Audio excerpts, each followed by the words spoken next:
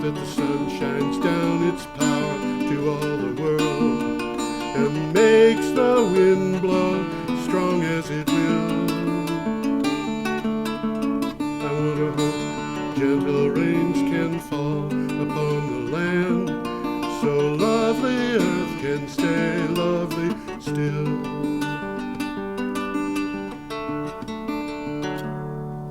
Hello, ladies and gentlemen. This is Energy Week with George Harvey and Tom Fennell.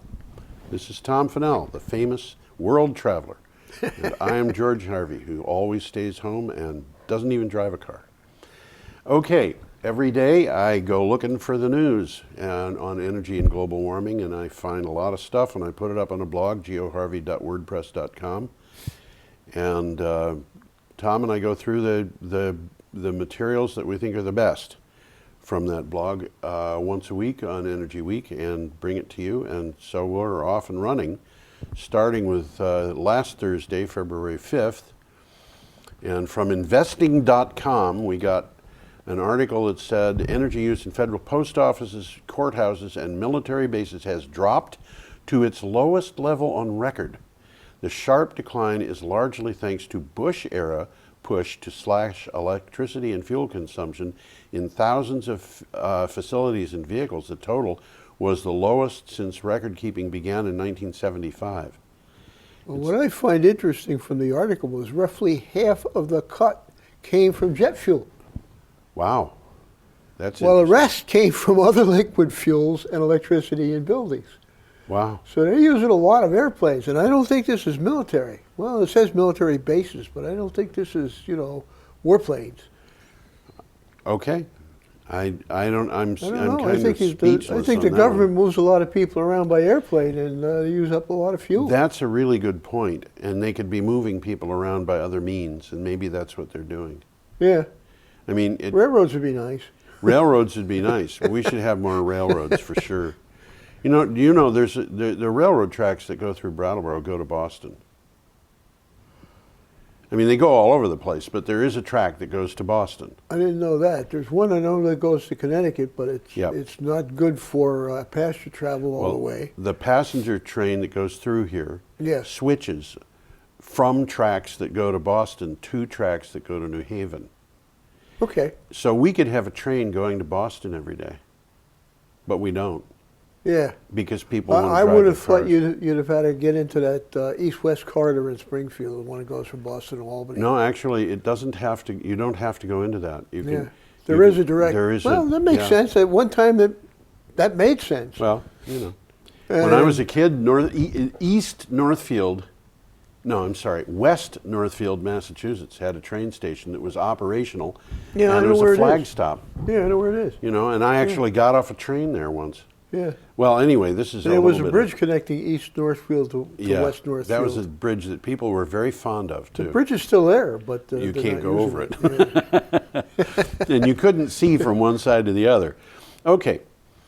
Continuing with what we're supposed to be doing, Climate Central provided us with a story. Electric power industry is turning away from coal, and clean energy is growing again in the U.S. as investments in renewables increased in 2014 after a 3-year decline. Now, I want to point out this is investment money. The amount of money that was invested in renewables declined for 3 years, but the amount of renewables that were put up was greater because the price was going down faster than the investment was going down. That's interesting. The 2015 Sustainable Energy in America Factbook report says the U.S. as second in the world behind China for clean energy investment. And there was an article today that I did not put on the blog because it had a misstatement in it that was rather bad, and it came from a good source, which said that 93% of all capacity that had been put up for electric generation since 2000 was renewable, 93%. And I looked at that and I said, there is absolutely no way that's correct. So I went to the report, which meant that I had to download a 180-page PDF file in order to find out where they got their information. It turned out it was 93% from renewables plus natural gas. Okay. That is Okay. a pretty Well, big difference. Absolutely. Yeah. But even so, 93% for renewables plus natural gas is a really bad statistic if you're in in fossil fuels. if you're in coal or yeah. nuclear. Or So- oil. Or well, not much oil used for No, generating that's electric correct. power. But anyway, I'm putting this up again. Oh, okay. There is a graph there that shows what you just talked about, that the Yeah. total energy investment has been generally up, yes, with a little dip around 2012, Yes. 2013. Yes. But it's generally, that's the money guys talking. that's right. And this is very interesting. They're Yes. starting to take a look at the bottom line and saying, Right. hey, that bottom line looks kind of rosy. The interesting thing is that change from 2011, 2012 to the present, the price of renewable power during that period declined by perhaps 50%. So for the same amount of money, you're going to get twice as much stuff. You get more power. That's right. More bang for your buck. More bang for your buck, and it's a trend that continues. Well, as a takeaway from this one, I'll be quick. 93%, according to this, of all new U.S. electric power production capacity constructed since 2000 has come from lower carbon sources. Now, here's where you come in. That's- yeah. It includes natural gas, Yes. wind, solar, and other renewables. Right. Right. And the natural gas thing, I think, is reaching its end with the oil prices being so low. Right. They're not going to be able to afford to frack. Well, they can't. Yeah. Yeah. And they were already Forgetting having about trouble. earthquakes and stuff Yeah. like that. I mean, Earthquakes in just Oklahoma. the money aspect Yeah. of it. Yep. Okay, So next back to thing. you. Bellingham Herald says in the current legislative session, Republicans who control Washington State Senate jumped into discussion of how to reduce emissions of heat-trapping gases. Senators from both parties outlined a plan for promoting such carbon reduction investments as electric vehicles and efficiency. And by the way, that will appear again, as I recall, in this week's news. Well, the interesting thing about this article, it appears to be a kind of a tug of war between a Democratic governor and Republicans who control the Senate. And the Republicans want renewable power. Well, they're getting on the bandwagon, but it's a different kind of renewable power. Okay. You know, each guy's got their pets. Yes, okay. But I look at the whole overall picture, and I think it's encouraging. Yes, I do too. They're moving in the right direction. Yes, indeed. Okay, we're up to Friday, February 6th, and it says on Wednesday, which of course was 2 days earlier, new figures showing incredible strength of Scotland's renewable energy industry were announced by the World Wildlife Fund Scotland. In January 2015, wind turbines alone produced enough average daily electricity to meet the needs of 146% of Scottish households, a 27% increase from 2014. Yeah, that's an interesting number, isn't it? 146%? Yeah. Well, of course, that's Scottish households. It doesn't include industry. It doesn't include commerce. Scottish households, Yeah. yes. Bingo. 146% of Scottish households. It might be 50% of the overall. Overall. There's a But nice picture still, up it's there. pretty There's impressive. windmills that don't see a bunch of sheep. Doesn't Yeah. seem to be bothering the sheep much. No. Well, I keep going back to the Roscoe Wind Farm that's in Texas, where they have schools in the middle of the wind farm. And they have churches in the middle of the wind That's a farm. little bit extreme, but I mean, it goes to prove it can be done. Yeah, absolutely. Absolutely. And I would imagine, as we saw that one town where the windmill is in the hospital parking lot. That's right. Once you get used to it, you accept it. Yes, I don't know how much getting used to it you have to do, particularly when you consider the sound from the wind turbines is nowhere near as loud as, for example, the sound of tractor trailers going by on a Were you with me? highway. We went to Searsburg. Yeah, the cars going by, the sound of the tires on the highway was louder than the windmills. Yes, that's right. Yeah, that's right. I mean, something's wrong here. Yeah, when look, I don't like transmission lines. I don't I either. accept the fact that we need them, but I Yeah. don't like them. Yeah, They've ruined some really nice mountains as they go across them and stuff like. But you got the if alternative. you're going to plug in, you got to accept that stuff. Yes, that's right. Yeah. And there's people out there that got a animosity toward wind. This, to me, are rather irrational. But they yes, stick by it. They stick by it. And it's become a religion. It's become a religion. It absolutely has. And as a matter of fact, I saw a thing from the Northeast Kingdom where I forget which organization it was up there. It might have been a county-wide energy committee or something like that. They were saying that they had hard proof that wind turbine syndrome no, they had hard proof. Yeah, they had hard proof that people were getting sick from wind turbines. And well, it's true. The guy in Australia discovered this, that it's caused by a virus, and the virus is spread by word of mouth. Word of mouth, that's right. The official position of the Australian Medical Association, which really has looked into this a good deal more, I think, than anybody else, because wind turbine syndrome was pushed so hard in Australia, is that wind turbine syndrome is exactly what you said almost, actually. Yeah. It's a placebo effect. Nocebo. It's a placebo effect, which says that, which is produced by what they call the scare tactics of anti-wind activists. Yeah, that would be a nocebo. A nocebo. The opposite of a placebo. Okay.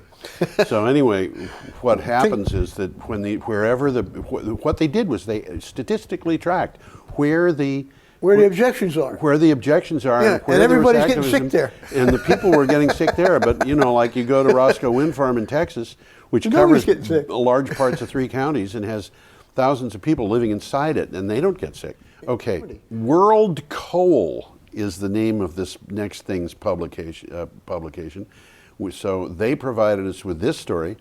The governor of West Virginia has approved a law repealing the state's controversial 2009 Alternative and Renewable Energy Portfolio Act, which required the state to generate 25% of its electricity from renewables or alternative energy sources. That's very interesting. By 2025. A little bit of lobbying involved here. A little lobbying, but the interesting thing is the law they are repealing. Yeah. Said that certain ways of using coal was renewable. Oh. I didn't catch that. How do you deal with that? I don't know. Well, it's interesting, the politics in West Virginia. This is a Democratic governor again, with a Republican controlled legislature. Yes. But in West Virginia, coal is powerful. Coal is powerful. Coal is very powerful. As it employs is a lot of people.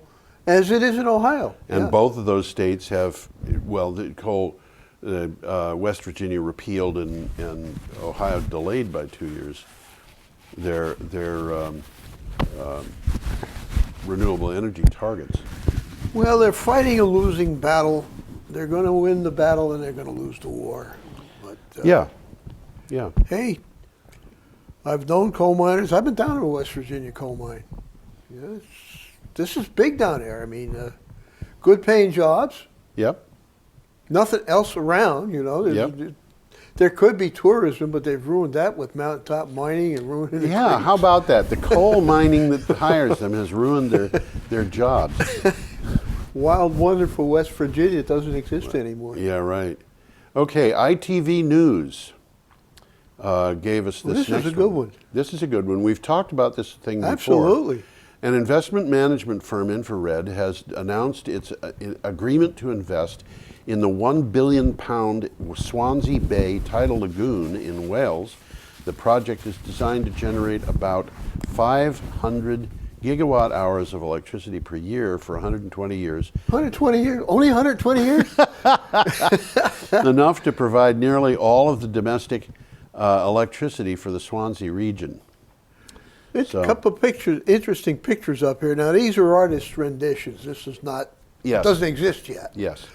But it looks like they're going to make a pretty nice attraction, not touristy necessarily. Right. In the process of enclosing this bay so they can use the tides. Right. I mean, it's pretty. Look up there, though. I'm really on the right, picture on the right, trying to figure out what that structure is. Yeah, it looks to and me, I think it's a sculpture. Yeah, I think it is, but it looks to me like it's also some sort of It looks like it looks like a shelter or a sculpture or something that's designed to look like a turbine.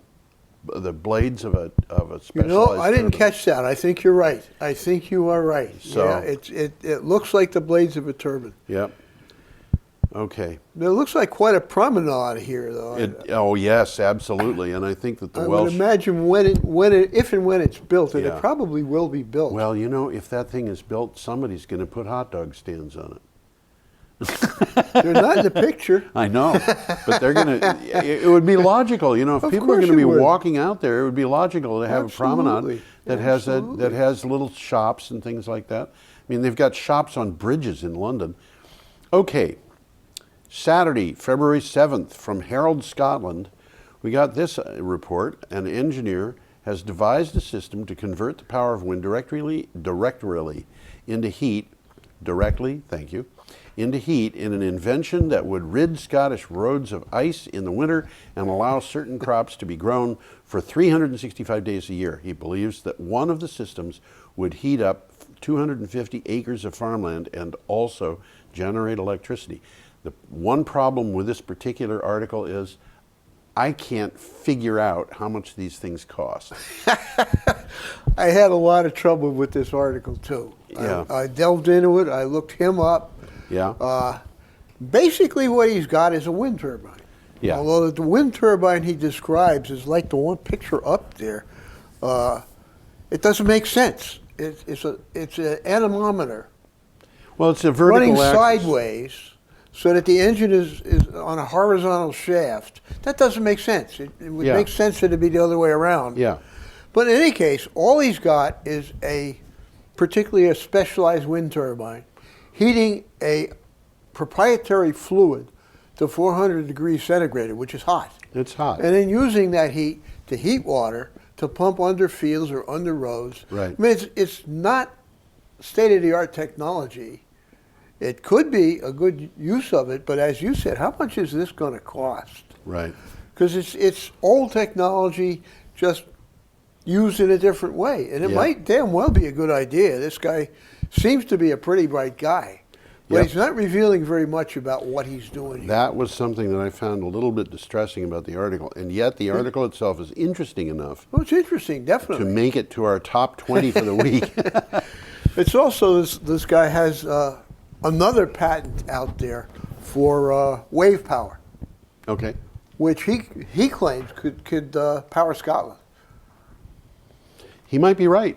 Well, They got waves all over they got Scotland. if there's enough of his invention all around Scotland, he's Yeah. right. Yeah. But again, how much is it going to cost? I don't know. I have read that there is no point in the UK that is more than 75 miles from the sea. That's probably true. Yeah. Okay, Belfast Telegraph sent us this, especially directed to us because they knew about this program and thought it was the most wonderful program in North America. Yeah, they sent me an email about that. Did they really? Yeah. Okay, here we are. Northern Ireland has one of the best wind resources in Europe. Nevertheless, until now, they haven't been able to make full use of them.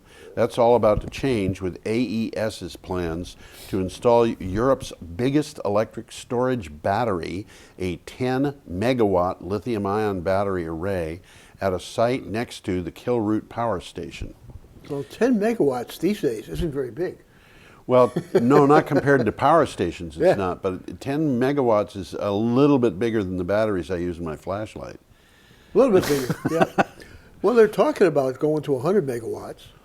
Wasn't there a 100-megawatt battery in San Diego that we've mentioned? We saw a picture of it. Yes. It was like 25 containers stacked, Yeah.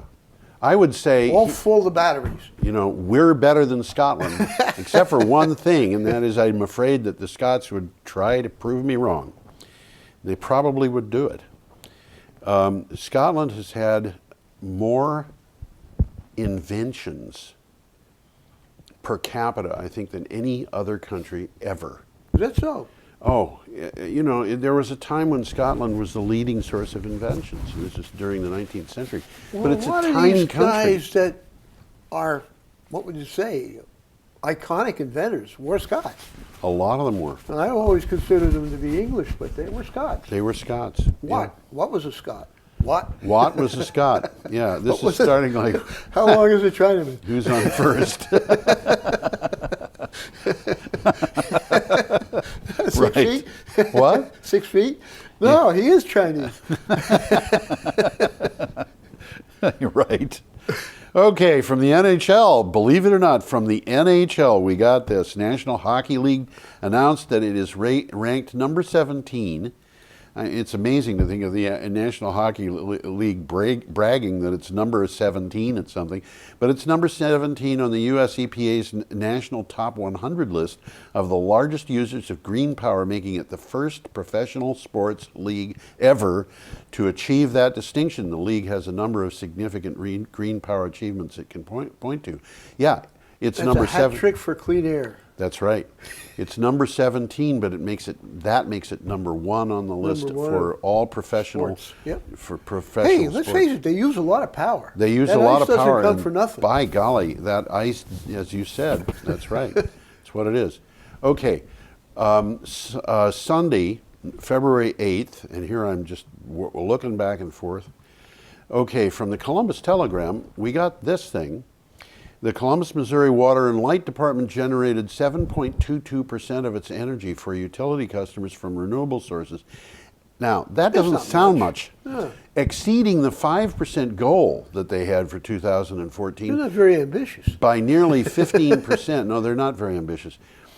By 2018. At the end of 2014, the city had spent $1.12 million of the $3.29 million allotted for renewable energy. Now, if you start crunching the numbers, you realize they've only spent a third of the money that they spent to get to a third of the way to the goal, except that they didn't get a third of the way to the goal. They got halfway to the goal. Okay. And this is the reason I included this thing in the list today, is because when you spend money on renewable power, unlike other forms of power, you very often get more than you asked for. Mm-hmm. And it very often comes faster than you expected it. So there you have it.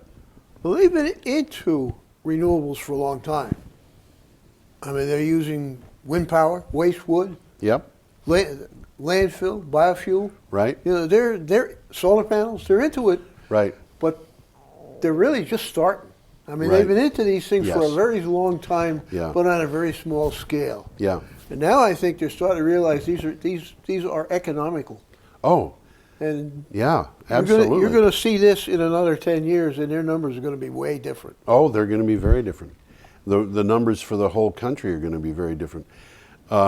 Well, as we see on a weekly basis on this show, we see things happening that we didn't expect. Some of these things are happening very fast. Very fast. And the next one, from the Troy Record, if we're ready to go, in New York State is encouraging community-based microgrids. Well, how about that? Through New York Prize, a $40 million first-of-its-kind competition announced by Governor Andrew Cuomo. The competition was discussed before an audience of 100 at the College of Nanoscale Science and Engineering. College of Nanoscale? At SUNY Poly I never even last heard week. of SUNY Poly before. Well, SUNY Poly, that doesn't surprise me. But No, it doesn't surprise me. I College of just never heard of it. Nanoscale Science and Engineering? Well. We're talking about things that are so small. We have a College of Engineering, mind you, that pertains to things so small you'd have to see them in a microscope. If you could even see them then. Yeah, and here we're talking about microgrids based on these things. And believe it or not, it's all real. That's the interesting That part is the about interesting this. part of it. All right, you have structures that are so small you can't see them, but when you can make billions of them and line them up correctly, they will do magnificent things for you. It's a whole new world. It's a whole new world. Yeah, absolutely. We've talked about microgrids, and it happens to be there's a couple of sentences here that explain them quite well. Microgrids, community-based microgrids are local energy networks able to fully separate from the larger electrical grid during extreme weather events and emergencies. Yes. In the event of a power outage, microgrids can help communities provide vital public services and power to residential customers and critical operations such as hospitals, first responders, and water treatment facilities. Right. They can also add electricity to the main grid during times when the overall demand is highest. Right. Why didn't we think of this 100 years ago? 100 years ago, absolutely. Well, there is an answer to Yeah. that. It had to do with finance. Yeah. But today, these microgrids are getting to a point where they are less expensive in many cases. Well, it makes so much sense. Yeah. And this is something that you and I both, I think, have been pushing Oh, yeah. locally in Brattleboro and There's in a bunch of Vermont other in people general. pushing it, and I think it's going to Right. happen. Governor Shumlin is pushing microgrids. Mm-hmm. He said, we need microgrids in Vermont. Mm-hmm. And people on the street, you say, do we need microgrids in Vermont? They have no idea what you're talking Do about. we need them? Well, I don't know if we need them, but they'd be a damn good idea. Yeah, I think we need them, to tell you the truth, because I can see reasons for them I can see to be many needed reasons. coming up. They make so much sense. But Green Mountain Power is investigating microgrids as we speak. As we speak. Yes, they're doing a good They're job. doing of it, too. a very strenuous, dedicated approach to this. And I am going to do a new TV show, which will be about about resilience and microgrids. Okay. You're invited if you want to come, but I don't think you have time.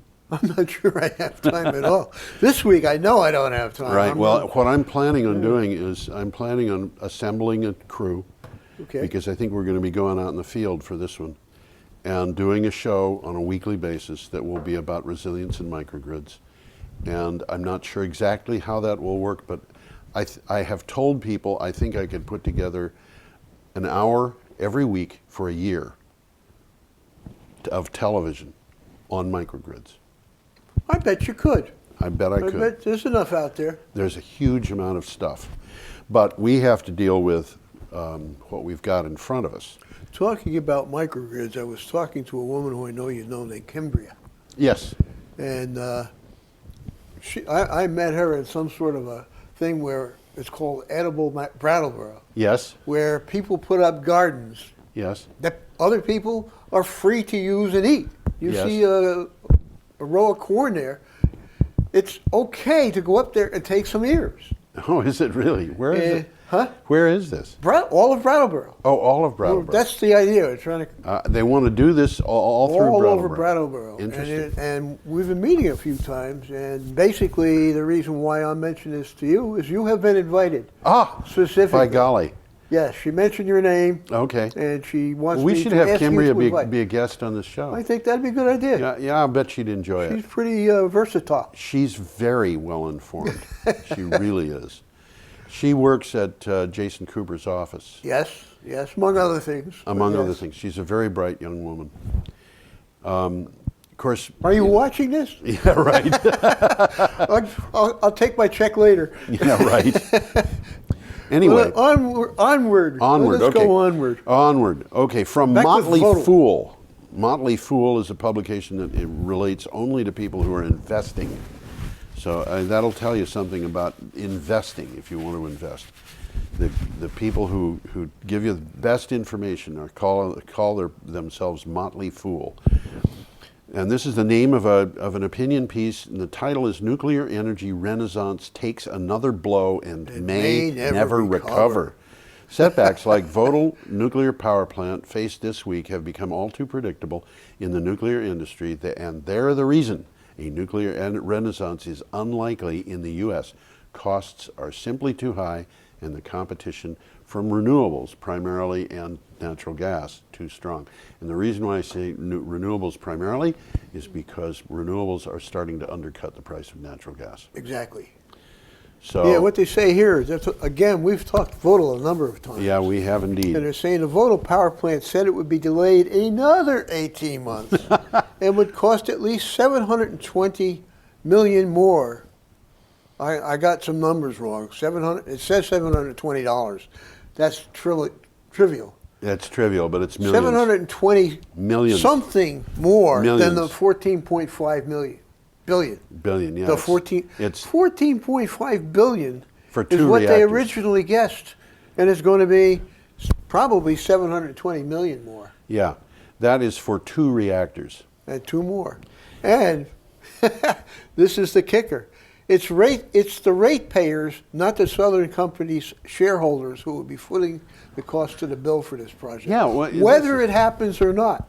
Yes. They set this one up right. One of the problems with nuclear power is that the people who pay for it ultimately are the ratepayers, Yeah. whether it's delivered or not. Exactly. So when the organization they call SONGS closed down the San Onofre plant recently, the ratepayers are paying huge amounts of money, into billions of dollars. And they're getting nothing. And they're out of it. getting absolutely nothing out of that. And in fact, the reason they're paying billions of dollars is because they're getting nothing out of it. It doesn't make any sense at all. What Depends caused on who this? you are, whether Yeah, it makes right. sense or not. What- It's called heads I win, tails you lose. That's right. Who was responsible for this? Well, it was kind of a combination of the utilities and Mitsubishi. Uh-huh. But they don't want to take the blame. No, why should they? Why should the cost go to why should the stockholders have their dividends reduced just because they made a simple mistake that caused 2 nuclear reactors to be closed down permanently? Oh well. Well, the takeaway here is nuclear energy may seem like a great idea on the surface, but if the costs are continually rising, it's an energy source that's doomed in this country. Yes. Solar energy, on the other hand, is cutting costs by double-digit percentage points per year, Right. and is now less costly than nuclear on a per kilowatt-hour basis. Actually, the levelized cost of electricity has solar costing about half of nuclear. That's interesting. 70%, I think, is what. But one of the problems with solar is you cannot get the most recent data, because the most recent data is current, and the most recent data you can get is from last year or the year before. So it's happening so fast. It's happening so that fast. the information isn't catching up Right, with and reality. the reason I said half and then corrected that to 70% was because the levelized costs that I saw in the early parts of 2014 were about 70%. Solar cost about 70% of nuclear. And this is something that's really interesting, because people say, well, the sun doesn't always shine. Yeah, the sun doesn't always shine. But nuclear plants don't always run either. And so that means that you have to back these things up when they go down. And the first study that really covered the cost of how much it costs to Just to have the plant sitting there. yeah, the cost in terms of the cost per unit measure of electricity, turns out that for nuclear and coal, backing them up costs about 3 times as much as it costs to back up wind and solar. No, I never heard that one before. That's Yeah, interesting. it's a That's very interesting thing. Yeah. So Now, the big picture is, what would you say, more attractive than it appears? it is. The problem is a nuclear plant. You take Vermont Yankee, which is a small nuclear plant. It goes down, it brings 640 megawatts offline. That means you've got to bring in 640 megawatts from somewhere. Where does that come from? It comes from a peaking plant, Which is very or expensive. a set of peaking plants, which are very expensive to run, and they run on natural gas usually. But you have this power coming in from elsewhere. We know in advance that it's going to happen, so it's not too bad. But when a solar plant goes offline, it goes offline interestingly at just about the time that peak demand is ending. Yeah. And when a wind plant goes offline, well, it's going offline here, but another wind plant 200 miles away is coming online. Yeah. So they balance their load out. And if you look at the load of solar and wind, where historically, solar is strong when wind is weak, and vice versa. You see that through the day, they don't, their days are not balanced all that well, but through the year, through the week, these things balance out. They just balance out. Well, they do. If you take a look at rooftop solar as a large entity, Right. it's all coming on at the same time when peak demand. That's right. You're getting your sun when at the same time you're using your air conditioner. Exactly. That's exactly what I was going to say. And didn't we just talk about something exactly like this happening in Italy? Yes, absolutely. This is something we bring up every once in a while. In southern Italy, there's so much solar, rooftop solar, that during the peak demand period that has historically been, the price of wholesale price of spot price of electricity has gone to zero. So what do you say about that? Power too cheap to meter. Power too cheap to meter. There it is. Yeah, and why not? It's power from the sun. How can you be, it's free. Although there are undoubtedly financial people in the world who would want to charge for the use, suntans, and they're trying to figure out how to do it. They tried to impose a thing in South America where they were saying that they were increasing the price of city water, and it was illegal to gather rainwater. Yeah, I read about that. Oh man, I'll tell you. In parts of America, it's illegal. How nuts can you be? Well, it's not nuts. It makes the money. It takes money out of some poor guy's pocket and puts it into theirs. They don't care how many poor guys there are, poor girls there are, or how much money they take, as long as Isn't there a reverse relationship there? The more you need it, the less likely you are to get it. Yeah, that happens too. Okay, a report by the international research company Wood Mackenzie says solar PV has the capacity to disrupt the energy landscape in the United States with speed and tumult similar to... am I in the wrong one? Either you are or I am. I'm in the wrong one. Okay. What I got coming up is Monday, February 9th. Yeah, that's India. Right. Well, this is Monday, February 9th. Why don't I just finish what I was reading? Let me pull it's it the up. Next one down from the one you were expecting. I can pull that guy up. Okay. Oh, here we go. With a speed and tumult similar to the shale industry, it may even directly impact natural gas markets in the near future, as it has already done in California. This is from PV Magazine. And the thing that I find interesting about this is we know that the shale industry, shale gas, shale oil, has disrupted the oil and gas industry in the United States, driving the price of availability of natural gas in particular down.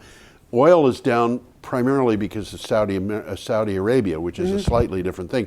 But the shale industry has driven these prices down. And they're saying solar has a capacity to do that in the United States as well, but there's a difference. And the difference is the natural gas is not sustainable. The oil is not sustainable. And so the price of natural gas, I expect, is going to be going up very soon, very fast. And the price of oil, the Saudis have said, well, we're just going to keep doing this until we run out, or whatever, or whenever we get bored with it. But more the latter, I think. Yeah. But at some point, the price of oil is going to go up, and it's going to go up hard. It's going to go up fast, and it's going to be extremely disruptive to anybody who is dependent on it. And particularly somebody who just bought a brand new SUV. Yeah, absolutely. And has decided to power his house with a new oil furnace. The sun industry, by contrast, is depending upon something that is difficult to disrupt itself. So people who are moving to solar PVs are really setting themselves up for the future. Yeah. So I was talking to a lady yesterday. Yeah. And she told me something that I really wasn't very much aware of. Yeah. She has solar heat in her house. Yes. And the way she described it, she's got a 5x5 box on the side of her building. Okay.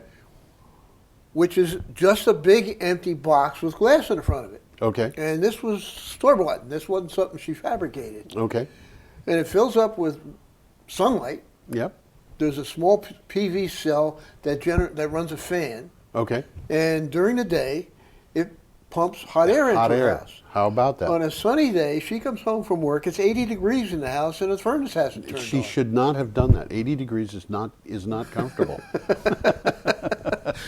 But I wasn't really even aware that you could buy these things. I figured you could make one. Yeah, you could do that, or you can, and there are other systems that will do it too. You've got systems that are, the old type solar thermal systems for heating hot water. Oh yeah, you can heat a large amount of water and run it through the floor. Yeah, exactly. Yeah, that I'm aware of. Containers in the basement, so you can just use this all night. And one of the tricks that I have used, and it's surprisingly effective if your house has got good insulation. In a power outage, the gas stove still runs. Now, you don't want to turn a gas stove off and on and just have it go all night, because it really sucks up a lot of oxygen. It might create a little bit of carbon monoxide, too. Well, yeah, hopefully not, but carbon dioxide it's going to do, and it's not going to be good for you. However, if you put a 5-gallon pot of water on the stove and you bring it to a boil and cap it and shut it off, that, in my experience, when you go and touch it in the morning, it's still a little bit warm. Yep, absolutely. So it will keep the temperature in your kitchen anyway a little bit higher than it otherwise would be in a power failure. Yeah, it's storing the heat. It's storing the heat. Absolutely. You multiply that 5 gallons by 10, 55-gallon drum. Yep. You're talking about a lot of heat getting stored. Absolutely. You multiply that by 20 or something, you put 20 drums in. Now you're talking about heat storage that can be really long-term for a house. Well, I think I mentioned the By long-term, I SIT, mean days. Solar room that they built onto one of the dorms. Yep. And it's got about 20 55-gallon drums filled with water. Oh, yes, you have mentioned that. And Yes. sitting on top of that is raised bed growing area, which they used to use for the cafeteria. I don't think they are anymore. Wow. But, when I was going there, we had fresh lettuce every day from this room. Yeah. And it was contributing heat to the dorm. Yeah. And it was all passive. There wasn't any fans. Right. It was all Right. passive, gravity fed. And I've wondered too, because of the nature of the spectrum, whether if you were capturing sunlight with a photovoltaic panel and then producing grow light from LEDs, I'm just wondering, at what point do you get to the point that they're efficient enough that you're actually getting more light than you're collecting? It's possible you might be. You might be, because able to do it, the light that you're collecting is going to be a narrow part of the spectrum, and the light that you're delivering is going to be from electricity. And some of these LED grow lights now are tuned right to the plant that they're. Yes, I know. And you can change that tuning. Yeah. But they're tuned right. You want to grow asparagus? There it is. Number B3. Yeah, right. You want to grow carrots? It's B17. Yep. Well, we got to move on. Technology. We're moving toward the But end. let me finish this. Go ahead. Let me have a takeaway on this. Oh, when yes. You just Go talking ahead. about the solar revolution. Please do. The role of solar in the North American power market has snowballed from a science experiment and a niche technology at best to a key renewable competitor to wind, a regional threat for non-renewable technologies, and a potential disruptor of the utility business models in the power industry. And when they say disruptive to the grid, they're not talking about the technology of moving electrons. They're talking about the finances of moving electrons. Yeah, absolutely. You got to remember that. Utility business models. Yes, exactly. Okay. Onward and upward. Onward and upward. Daily news and analysis. The next one up. The one before that one. After decades of study and field surveys, India has finally decided to focus on tapping clean and renewable geothermal energy.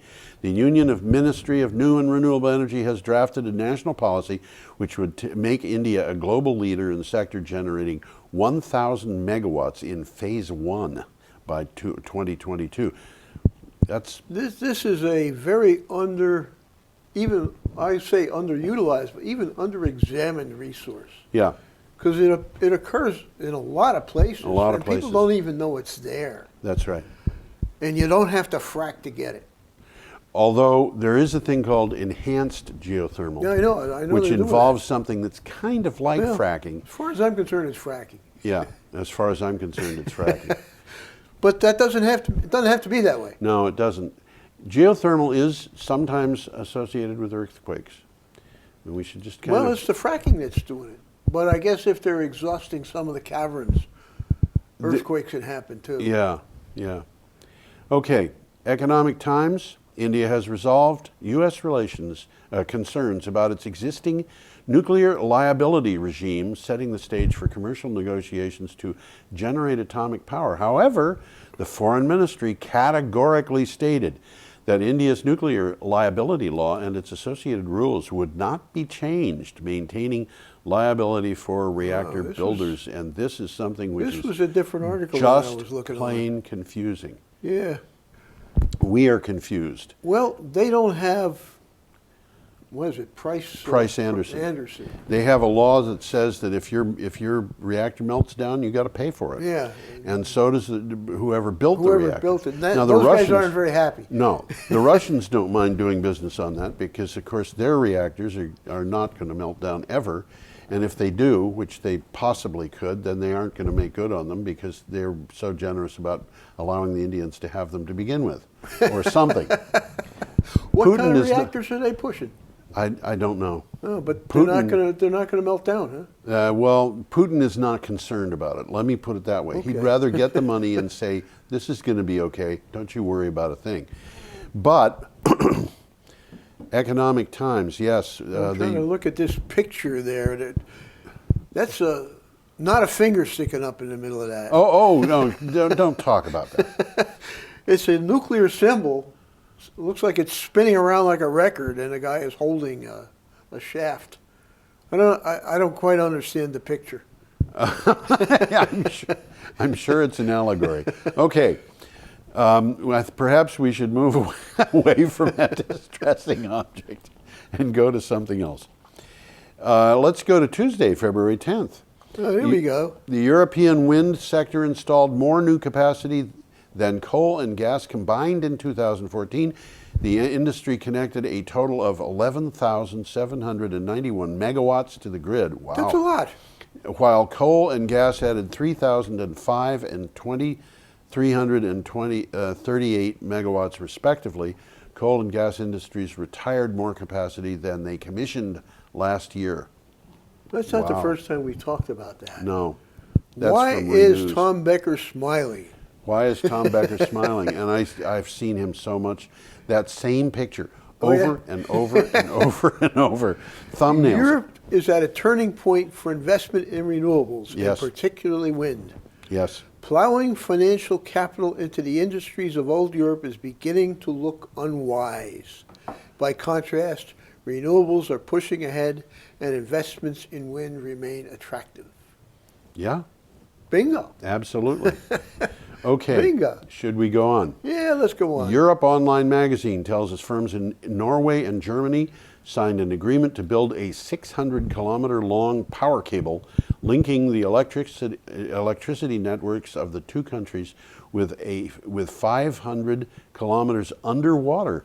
Nordlink project is estimated to cost up to 2 billion euros, which is $2.2 billion, and is expected to go online in 2020. We've talked about this one before. There's a nice picture of a submarine cable Yeah, up there, and that's 300 miles underwater.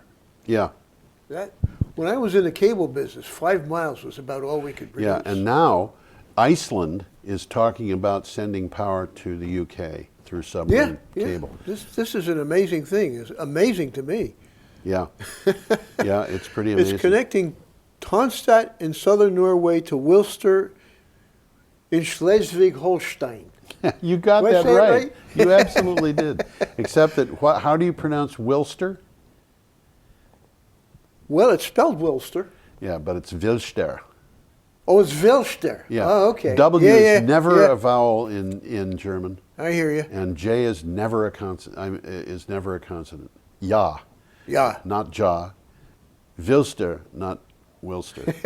Although Okay. Wilster looks really. It looks Wilster, yeah. Should we go on? Yeah, we might as well. Okay. We might thank as well. you. Thank you so much. The Los Angeles Times has told us Desert Sunlight Solar Farm, a 550 megawatt This is farm. a big farm. Woo! That was the largest on public lands managed by the Federal Bureau of Land Management, has begun operating and will provide enough power for more than 160,000 average California homes each year, according to the CEO of the farm's developer. Where did they get a light switch that big? I don't know. It's in the picture. It is, yes. I think they had a little light switch that really only just turned on the last panel. That's the U.S. Interior Secretary Sally Jewell Yep, right there pushing that's on this. who it is. She's helping turning on the large light switch. Okie dokie. Sally Jewell has turned on a large light switch. I'll take that as I got it.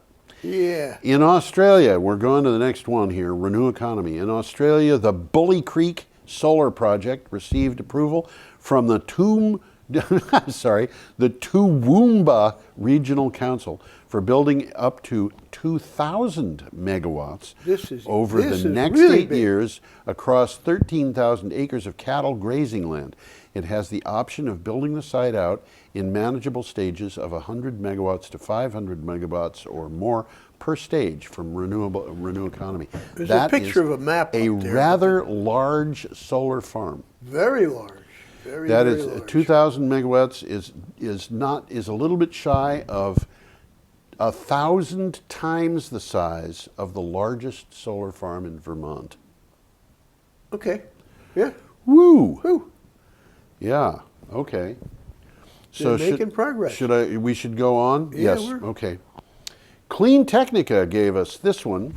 New figures released by the Global Wind Energy Council show that the global wind energy grew by 44% in 2014, installing over 51 gigawatts.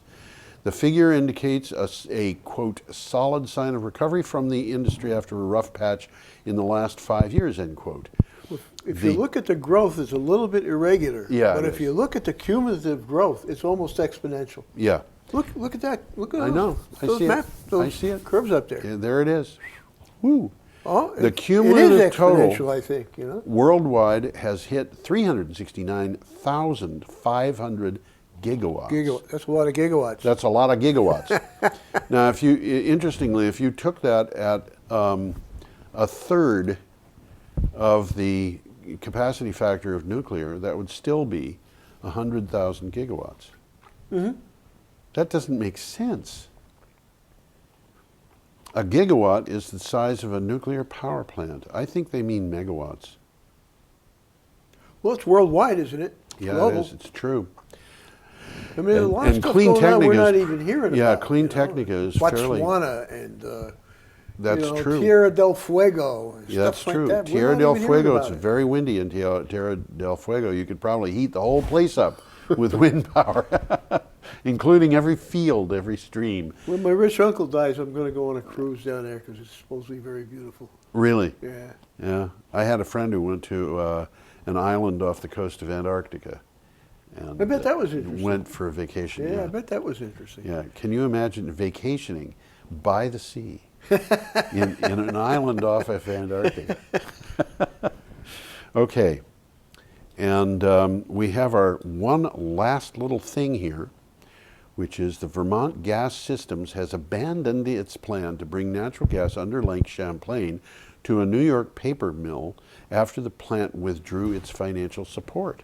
I've gotten about a dozen emails celebrating this. Oh, yeah. From all over the state. All over the state. The pipeline proposed to go from Middlebury under the lake to the International Paper Facility in Ticonderoga, New York, and it just proved too expensive. This from Vermont Digger.